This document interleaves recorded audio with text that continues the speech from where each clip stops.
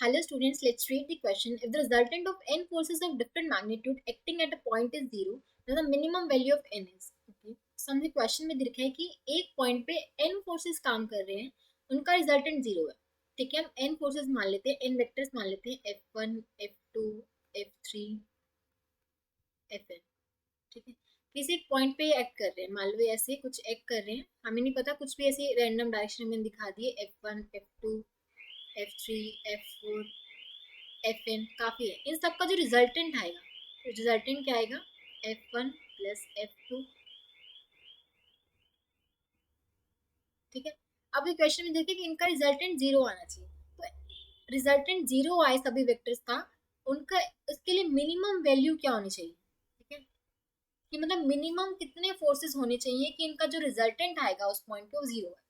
अब मान लो अगर एन की वैल्यू सिर्फ वन है, मतलब एन की वैल्यू वन है, तो सिर्फ एक ही फोर्स है, एक ही फोर्स का वेक्टर है, एक ही वेक्टर है, वो उसका रिजल्टेंट कभी भी जीरो नहीं आ सकता. उसका रिजल्टेंट क्या होगा, उसके खुद के इक्वल ही होगा. मतलब आर का जो रिजल्टेंट होगा वो एफ वन के मैग्नीट्यूड के इक्वल होगा. तो उसका रिजल्टेंट कभी भी जीरो नहीं हो सकता एक वेक्टर के लिए. तो वन तो कभी भी पॉसिबल नहीं है. अगर हम दो लें, एन इक्वल टू टू लेके चले, मतलब एक वेक्टर हो जाए एफ वन और दूसरा हो जाए एफ. अब इसके लिए रिजल्टेंट तभी पॉसिबल जीरो हो सकता था कि अगर ये दोनों क्या हो, ऑपोजिट डायरेक्शन में एक्ट कर रहे हो. मान लो एफ वन इधर हो, एफ टू इधर हो, और वो भी तब पॉसिबल है जब दोनों का मैग्नीट्यूड इक्वल हो, ताकि वो इक्वल एंड ऑपोजिट हो और एक दूसरे को कैंसिल आउट कर दे. एफ वन इस साइड हो, एफ टू इस साइड हो. ठीक है, और दोनों का मैग्नीट्यूड सेम हो. मैग्नीट्यूड अगर सेम होता तो वो एक दूसरे को कैंसिल आउट कर जाते और इनका जो रिजल्टेंट आता है वो जीरो आता. लेकिन क्वेश्चन में मेंशन है कि सब डिफरेंट मैग्नीट्यूड के हैं, मतलब इनका जो मैग्नीट्यूड है हमें इक्वल नहीं दे रखा. ठीक है, अगर इक्वल होता तो कैंसिल आउट कर जाते, तो रिजल्टेंट जीरो हो जाता दो वेक्टर्स के लिए. बट यहाँ पे दोनों का जो मैग्नीट्यूड है वो डिफरेंट है, तो रिजल्टेंट जीरो कभी नहीं आएगा. तो दे एक दूसरे को कैंसिल आउट नहीं कर पाएंगे, तो resultant will be non zero है. ठीक है, तो दो के लिए भी पॉसिबल नहीं है.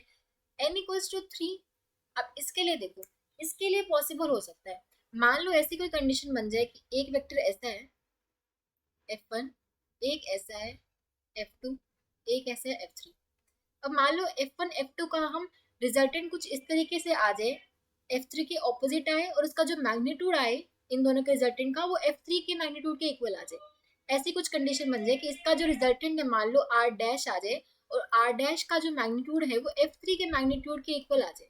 तो इस कंडीशन में दोनों की ऑपोजिट डायरेक्शन होगी और दोनों इक्वल मैग्नीट्यूड के होंगे, तो एक दूसरे को कैंसिल आउट कर देंगे. तो जो नेट रिजल्टेंट आएगा यहाँ पे वो क्या आ जाएगा, जीरो आ जाएगा.